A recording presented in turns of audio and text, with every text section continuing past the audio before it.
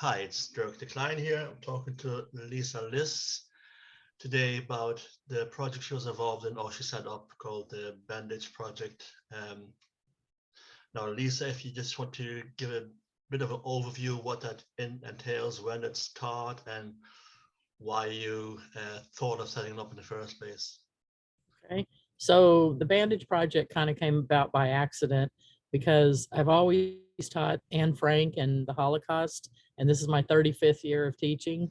And about, I guess, 15 years ago, I had a class that was really interested in knowing more. And they wanted to know more about the Holocaust. They wanted to know more about what happened. And about that time, I had two kids who came into my classroom, a black child and a white child, and they were fourth grade and they were holding hands and they were all excited about each other. And then a former student came in and he started telling me about how he isn't friends with, his best friend anymore because his best friend was Mexican. And I said, well, what does that matter? And he says, well, Miss Liss, gangs aren't multiracial. And so that told me two things. One, he was in a gang, and one, he was now racist. And so I looked at those two little boys and I thought, I got to do something because, as teachers, a lot of times we self-impose it on us that it's all our fault if something happens to our kids. And so I started thinking about it and I thought, okay, I got to teach them more about the Holocaust and what was going on. And that group, just spurned another group that was really excited. And then we started talking about the kids who were killed during the Holocaust and they wanted to do something. And it took forever, at first, because they had all kinds of ideas. What should they collect? And they said pennies, rocks, toothpicks, none of that made sense. And I was at home one night when they told me, you got to come up with something, Miss Liss. And they gave me their list of all their wacky ideas. And I was sitting at the table with my daughter and she hurt herself. And so she said, Mom, do you have a bandage? And I said, yeah, I actually do. And I went to the cabinet to go get the bandage. And she said, we looked at each other and we said, that's it, bandages, because they come in all shapes, sizes, and colors. And mostly they heal pain. Yeah, So that kind of hit us and struck us. And I took it back to my kids the next day and they were all excited. And they were like, yes, bandages. that's great. Yeah, but um, it started about 14 years ago, if I'm Well, correct. it started in 2008. Okay, So what ended up happening is we thought, like kids are and like we're idealists, we thought we're going to write some people. Everybody's going to send us millions and millions of bandages and we're going to have so many bandages. And of course that didn't happen. So the first year we got about 100,000. And then, we actually originally thought we were going to do the 6 million to honor the Jewish people. And then, as they started trickling in, we thought, okay, well, you know, I'm going to have to retire some year. This isn't going to work, 100,000 a year. And so we started talking more about it. And we thought, well, we're kids. It's more important we honor the kids. And I said, you're right. And it took us 11 years to get the bandages, the 1.5 million. And the thing about the 11 years, one of my students recognized too, there were over 11 million people killed in all. So it took us a year for every million person who was killed during the Holocaust. yeah, and of course, the Holocaust, when you think of it, it's more or less started in 1933, and in 1945, there was like 12 years. You're only about a year off, really, when you look at that point of view. Yeah, I mean, I read through it, and it's got over 40 classrooms, 40 schools that were involved in this. There were hundreds of schools involved. Okay. Because, we wrote letters is what the kids did.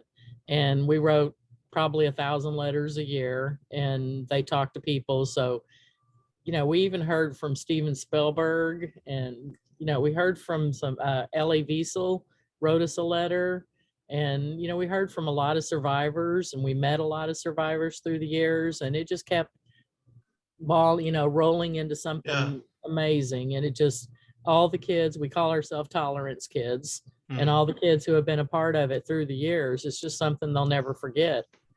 Yeah, but I think it's remarkable that the idea started off really because a white child and a black child walk into a classroom, and then, but that's what it is, though. That's what we have to teach our kids, the tolerance and tell them we're all the same. We might have a slightly different tinted skin, but when it comes down to the core, we're all the same. Absolutely. But I understand you also, uh, there's also a connection with the Anne Frank house in Amsterdam. So how did that come about? Of course, Anne Frank, probably the most famous Holocaust child when you think of it, I suppose. But Definitely. And we had a big push for her 90th birthday is when we finished it. We wanted to finish it by her 90th birthday. And we finished it a week before her 90th. okay, And the way I became involved with the Anne Frank House is I'm a Freedom Writer teacher with Aaron Gruelle. okay, And so I met the directors of the Anne Frank Project one day, and I was talking to them. We quickly became friends. And the director told me, he says, "You're going to get to go to the Anne Frank house one day, Lisa." And I laughed at him and I said, "Oh yeah, right." And he says, "No, you are." And a few years later, he contacted me because they were doing a worldwide symposium with teachers from across the whole, the country, the world. And he invited two teachers from the United States, myself and a teacher from South Carolina. And we got to go, and I stayed at his house, and we got to go visit the Anne Frank house. And so Anne, years ago became somebody. When I was a sixth grader, she became important in my life. And so I've always tried to teach my kids something about Anne Frank. And as the years went on, we just kind of really expanded it. So we have, benches that have Anne Frank quotes on them. We have murals at the school with Anne Frank, and we just really did a lot. So the directors found out about that, and they honored me, for the work, and I was able to go to Amsterdam. So it was mind blowing. It was definitely a bucket list thing. And so they've been involved all the time throughout it now. yeah, And then when it came down to toward the end, I had all the bandages in plastic containers all around my room. They took up a whole wall all the way up to the ceiling. And so I'm trying to think, I've got to have them displayed some way so that they're all together. And so I finally came up with making a plexiglass container. And this is what the Bandage Project looks like. mm-hmm. And it's about 6 feet tall, about 4.5 feet wide, and it's really heavy because it has that 1.5 million bandages in it. And luckily, it's displayed at the Museum of Tolerance in Los Angeles right now. But that's temporary, so I got to find a permanent home for it. Yeah. But it's what I was thinking, but what you just said there, but it's quite heavy, but it's only bandages really. When you think of it, a bandage on its own, it's very light. You need to say it weighs nothing, but 1.5 million bandages. Yes. That's a good indication though as well on how horrific really that part of history was. 1.5 million murdered for no reason really.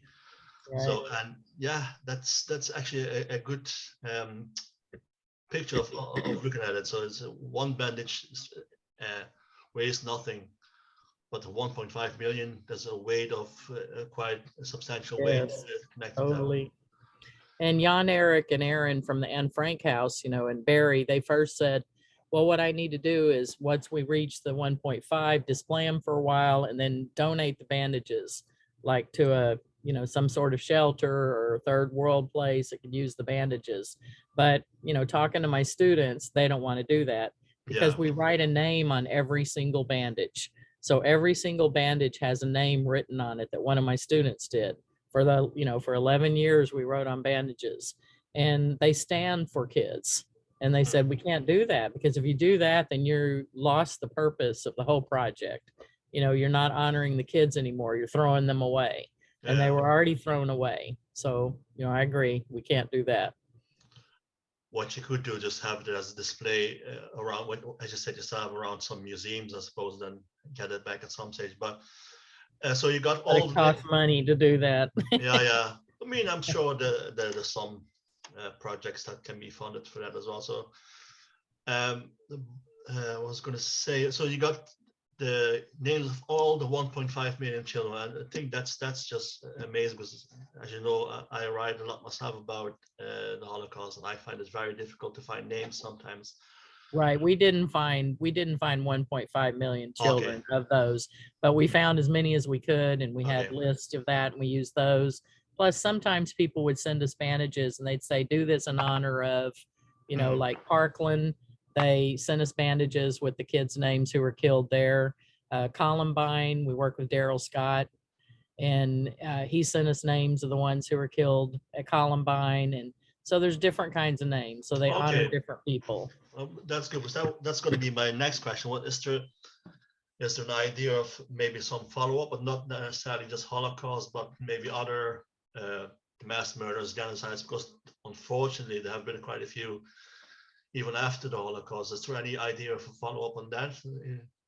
Sort of, but I am toward the end of my career. Yeah, So, this was my big thing, big thing to push for. But it also depends on whether I have supportive principles. And through the years, I've had a lot of non-supportive principles, and mm, I currently have one too. And so I'm not teaching intermediate anymore. She decided to put me in primary. And so it's really hard to teach third graders about the Holocaust. So yeah, definitely it's nothing like I did with my fourth, fifth, and sixth graders. We did a whole lot, but third graders, I teach in a high poverty school, so most of them can't even read. okay. And so, it's really tough. But that could be a project on its own, really. When you think of it, sit them to read or teach them to read. Yeah, that's. But again, that's what I'm a great advocate of having these kind of things in a school curriculum, because it's often forgotten about. And when I hear there's some places where they've taken history out of the curriculum, it kind of gives me the chills. Really, I really prefer if they would take out physics out of out of curriculum. Right. Well, really, nothing should be taken out of. But I mean, if you take something out, like history should definitely be not it. There is It's other pretty much way. been taken out of most curriculums in California, especially Yeah. for elementary, because, the push is so much on math and language arts that, they take it out. One other thing about the Anne Frank house is they have a history of Anne today and tomorrow, and it's a big display that travels. So I'm trained in that, and that's one of the things that, I'm excited about being able to do once Mm. I do retire, is being able to travel more and do that. And we take that to schools. So I brought that to my district a couple of years ago, and the kids are docents and they walk the people around and they explain it. And it's a really phenomenal program. Yeah. No, and believe it or not, even though I'm Dutch and I've lived most of my, well, actually I lived until 97 in the Netherlands, I've never been to the Anne Frank house. Oh, really? I never Wow. got it.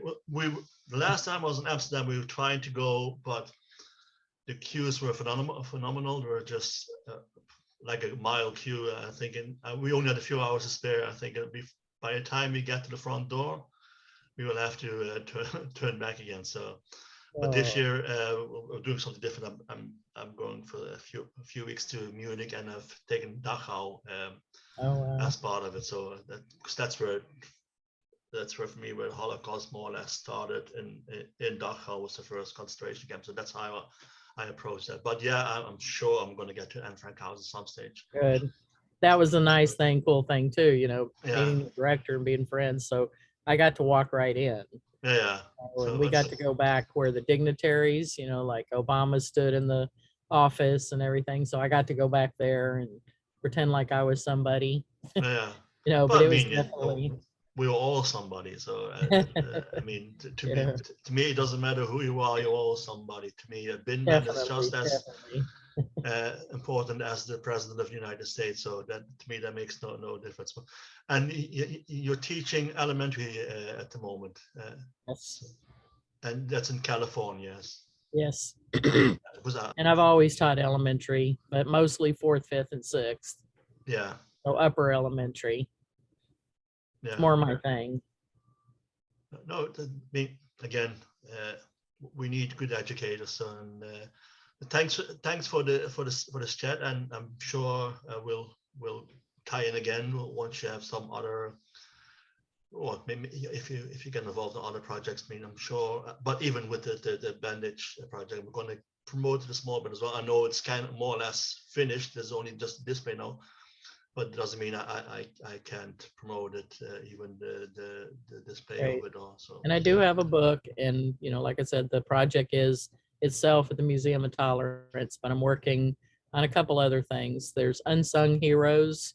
Did Lorena, oh my gosh, just went out of my head what her name is. Irina Sindler. There you Oh go. yeah, the midwife. Right. Yeah, And so yeah. I'm contacting them to see if maybe they want to display it there. And I've tried my local colleges, and I'd like it displayed somewhere that a lot of people get to see it. Yeah. What about the United States Holocaust Museum? I contacted them. They weren't interested. All right. Yeah, I suppose they have different priorities as well, so to that extent. So Right. yeah, but again, thanks for this, and Thank you. and Appreciate it. Have a great day. Same to you.